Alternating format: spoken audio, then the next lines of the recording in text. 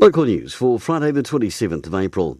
The first of Transit Group's new buses have arrived in the Wellington region, with Wairarapa Community's first to experience their new fleet from Monday. A number of changes to Wairarapa bus services also begin Monday, with Snapper cards replacing Transit ATB cards. Free Snapper replacement cards are available by showing your ATB card to the staff at the Transit Travel Centre until the 11th of May.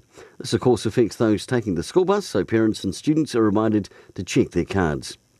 And with the new passenger air service for Wairarapa high on the priority list for the region, the Wairarapa Chamber of Commerce is hosting Ian Collier, Air New Zealand's Regional Affairs Manager, on Thursday the 3rd of May. Masterton lost its own passenger service to Auckland in 2014, but Hood Aerodrome continues to thrive with a number of businesses and activities based there, and it is hoped that in the not-too-distant future, a new service will be launched. And in sport and club rugby tomorrow, Carterton will host Marist, Ekirahuna are home to Martinborough, East Coast home to Gladstone, and Marston and Red Star away to Greytown.